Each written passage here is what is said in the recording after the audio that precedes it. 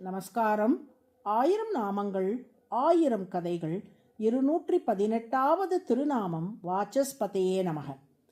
கேரளாவில் உள்ள மேல்புத்தூர் என்னும் ஊரில் வாழ்ந்த நாராயண பட்டத்திரி என்ற நம்பூதிரிக்கு வாத நோய் ஏற்பட்டது. எத்தனையோ மருத்துவர்களிடம் அலைந்தும் அந்நோய் குணமாகவில்லை. விரக்தியடைந்த பட்டத்திரி தமது வேலைக்காரனான கோபாலனை புகழ்பெற்ற ஜோதிடர் ஒருவரிடம் அனுப்பி ஏதேனும் பிராயச்சித்தம் செய்தாலாவது இந்த நோய் தீருமா என விசாரிக்க சொன்னார்.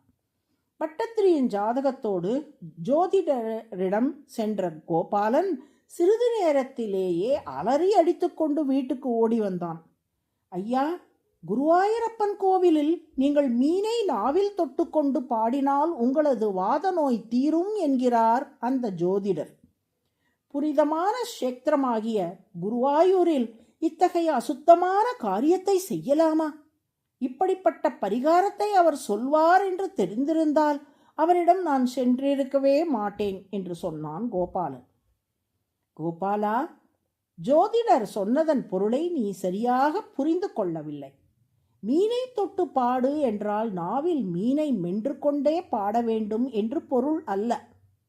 திருமாலின் 10 அவதாரங்களுக்குள் முதல் அவதாரமான மீனில் தொடங்கி 10 அவதாரங்களையும் பாட சொல்லியிருக்கிறார் ஜோதிடர். வா, நாம் குருவாயூரப்பன் முன்னே 10 அவதாரங்களையும் பாடினால் ஸ்துதி பிரியனான அவன் இந்த வாத நோயை குணப்படுத்தி அருளுவான் என்று சொன்னார் பட்டத்திரி.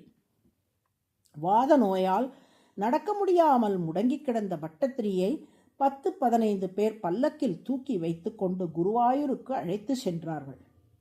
அடுத்த நாள் விடியற்காலை அவர்கள் குருவாயூரை அடைந்தனர். அங்குள்ள பொய்கையில் பட்டத்திரியை நீராட்டி புதிய ஆடை அணிவித்து குருவாயூரப்பன் முன்னே வலதுபுறமாக இருக்கும் திண்ணையில் அவரை அமர்த்தினார்கள். திண்ணையில் அமர்ந்த பட்டத்திரியால் முகத்தை திருப்பி குருவாயூரப்பனை தரிசிக்க முடியவில்லை. வாத நோய் அவரது அனைத்து விதமான அசைவுகளையும் பாதித்திருந்தது. அப்போது பட்டத்திரி, நீங்கள் ஏன் கழுத்தை திருப்ப முயன்று சிரமப்படுகிறீர்கள்? என் கழுத்தின் இருபுறமும் நன்றாகத்தானே உள்ளது என்று சொன்ன குருவாயூரப்பன் தானே தன் தலையை சாய்த்து பட்டத்திரியை நன்கு கட்டாட்சித்தான். மீனை தொட்டு பாட ஆரம்பிக்கலாம் என்று குருவாயூரப்பன் உத்தரவு வழங்க மத்ஸ்யாவதாரம் தொடங்கி திருமாலின் அவதாரங்களை எல்லாம் தொகுத்து நாராயணியம் என்ற நூலாக பாடினார் நாராயண பட்டத்திரி. மொத்தம் 1000 ஸ்லோகங்கள் கொண்ட நாராயணியத்தை 100 தசகங்களாக பிரித்து பாடினார். ஒவ்வொரு தசகத்தையும் பட்டத்திரி நிறைவு செய்யும் போது குருவாயூரப்பன் தனது தலையை அசைத்து அவர் பாடிய ஸ்லோகங்களை அங்கீகரித்தான். நாராயணியம் நூலை அவர் நிறைவு செய்த வேளையில் குருவாயூரப்பன் அருளால் அவரது வாத நோயும் பூரணமாக குணமானது.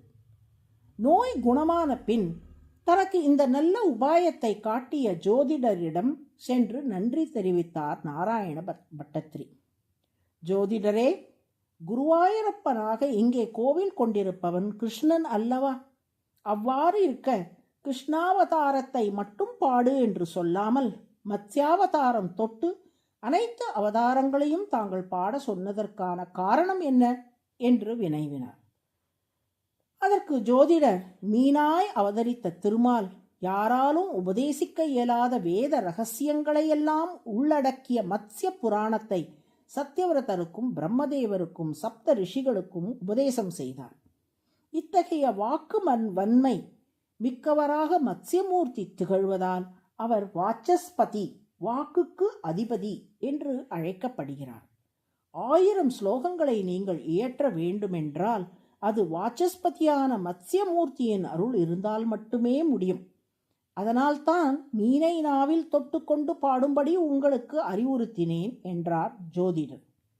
வாக் என்றால் பேச்சு, வாசஸ்பதி என்றால் பேச்சுக்கு அதிபதி என்று பொருள். கூறுவதற்கரிதான பற்பல வேத ரகசியங்களையெல்லாம் மத்ஸ்ய புராணத்தில் விளக்கி அருளியதால் மத்ஸ்யமூர்த்தி வாசஸ்பதி என்று அழைக்கப்படுகிறார். அதுவே சஹஸ்ரநாமத்தின் 218வது திருநாமம். வாசஸ்பதியே நம என்று தினமும் சொல்லி வரும் அன்பர்களுக்கு நல்ல பேச்சாற்றலை திருமால் அருள்வார். நாராயண நாராயண.